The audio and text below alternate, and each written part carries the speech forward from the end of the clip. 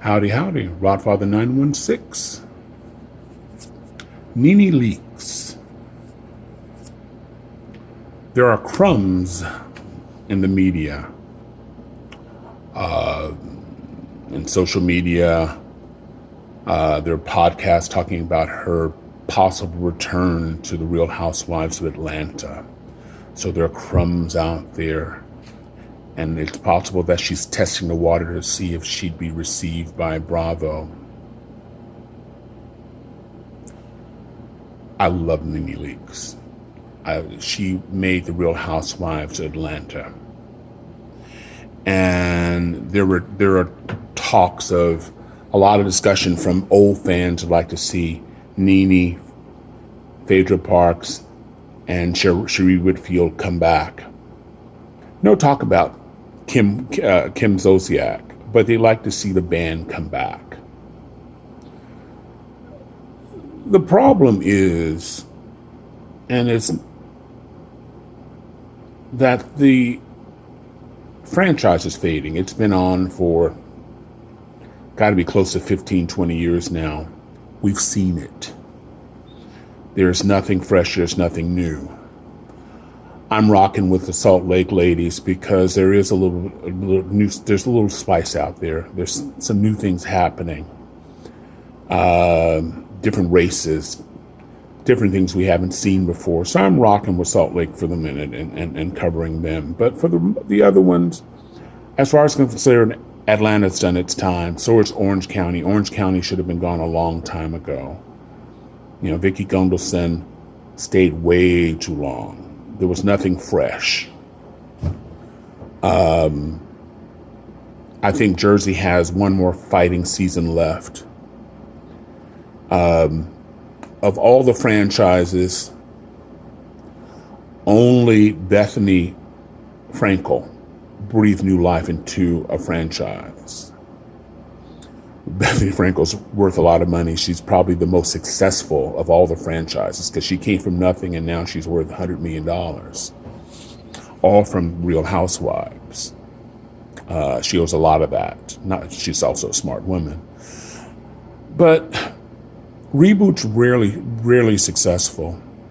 Golden Girls are all over the place. You know, they're on YouTube, TikTok. They're all over the place. And as successful that show was, and as much as we love all the stars, the reboot lasted a year and a half. I think they called it Golden Palace. And we had Sophia, we had Rose, and we had Blanche. But the show didn't make it. We've seen it. We've heard the jokes.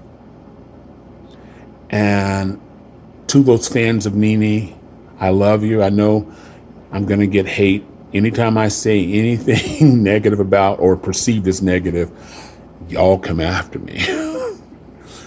But I love Nene Leakes, and I wish her the best of success. But my problem with Nene, who is by far outside in terms of exposure, Nene Leakes was by far the most successful there. No, I take that back. She comes still after Bethany because Bethany had her own show. But she was all over the place. She was on The View, for heaven's sakes. She was on all the talk shows. She's witty. She's sharp. She has charisma. All of these things. But I think over time, and it happens to certain stars, that they sort of get caught up in their own self-importance. Now, if this is true of Nene, I don't know. But she certainly alienated people on her show. And this last was pretty worse than, I mean, she went after the star. She didn't finish out the reunion where they make a lot of money, a lot of revenue dollars. And then after it was clear that she wasn't coming on, she bit the hand or the hands that created her. Burned both sides of the bridges. Called Andy Cohen, who loved her. Again, she was on his show more than anybody. There's not even a close second. Called him a racist, had a lot of names for him.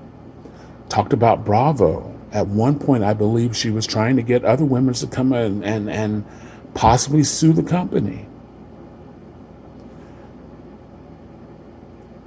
You don't come... People who do that should have a lot of money in savings. Most of us don't survive that. It's a cautionary tale for all of us. You know, if you cuss out your boss and you go online because you're angry and you talk,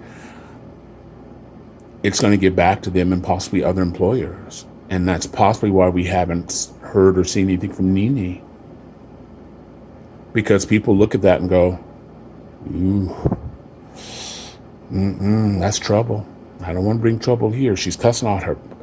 She's been there how many years and made all that money, and she's talking. No. The blonde lady on Grey's Anatomy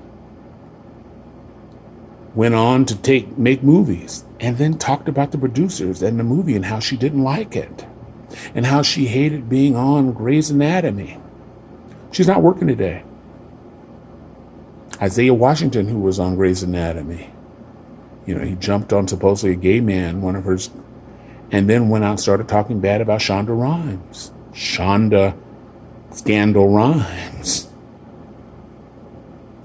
You don't come back from that too quickly.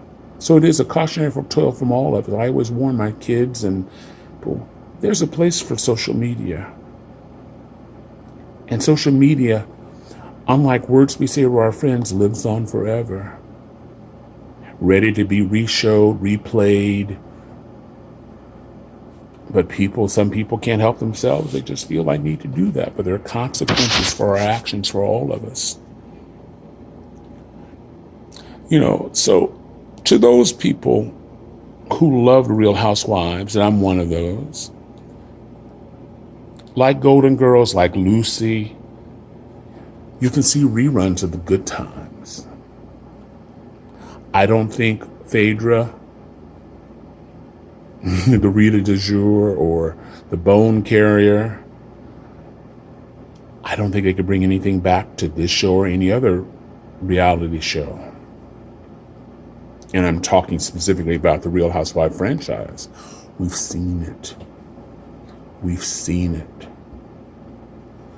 So I hope the best. I feel for Nene. I don't know her personally, but I feel for her. She's gone through a lot of losing her husband for many, many years.